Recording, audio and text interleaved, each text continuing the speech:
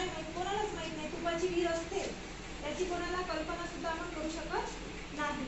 पण ज्या तुपाच्या विहिरी होत्या त्या विहिरीमध्ये तूप साठवून ठेवायचे. कशासाठी साठवून ठेवत असेल तूप आहे, तूप आपण कधी साठवून ठेवलाय का एवढ्या मोठ्या प्रमाणात?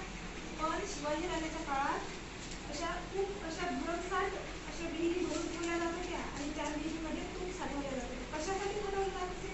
तुपाच्या भरण्या आपण पाहिलेल्या आहे ना, तुपाच्या भरण्या पाहिलेल्या आहे, असे डबे पाहिले मोठे मोठे, पण विहीर पाहिली आहे का? एवढं मोठं तूप कशासाठी साठवलं जात असेल याची आपण कल्पना सुद्धा करू शकत नाही.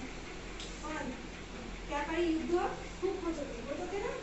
युद्धाच्या वेळी अनेक सैन्यांना काय होत होतं, लागत होतं, कोणाला हाताला लागत होतं, कोणाला पायाला लागत होतं आणि जखम होत होती. आणि औषध उपचार होते का तेव्हा? एवढे दवाखाने होते का? आता जसं आपल्याला लागलं की आपण कुठे जातो? दवाखान्यात जातो, पटकन जातो दवाखान्यात, औषध मिळते आपल्याला. पण त्या काळात औषधाची सोय नव्हती. औषध म्हणून काय लावायचे?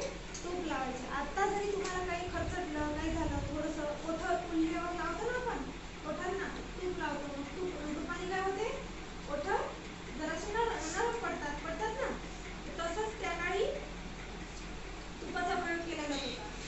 काही सैन्यांना खूप लागत होतं आणि पण ते लावून घेत नव्हतं. ते जे तूप होतं विहिरीतलं, ते तूप आहे ते इतकं झोपायचं की सैन्य ते तूप लावून घेण्यास तयार होत नव्हतं. कारण की ते तूप असं कुजलेलं होतं. विहिरीत ठेवल्यामुळे ते तूप चांगलं राहील का? नाही राहणार आणि ते तूप कुजल्या जात होतं.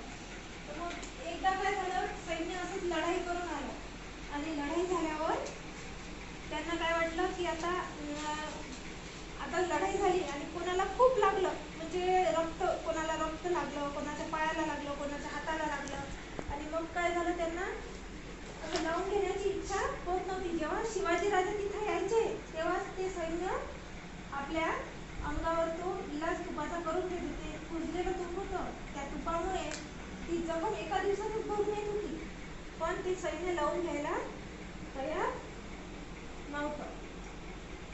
मग एक दिवस काय झालं, शिवाजी राजे तिथे नव्हते आणि शिवाजी राजे नसल्यामुळे ते सैन्य काही तूप लावून घ्यायला तयार नव्हते. मग ते एक दिवस आले आणि मग सैन्य तसंच थांबलं. तूप विहिरीतून बाहेर काढलं आणि ते तूप बाहेर काढून ठेवून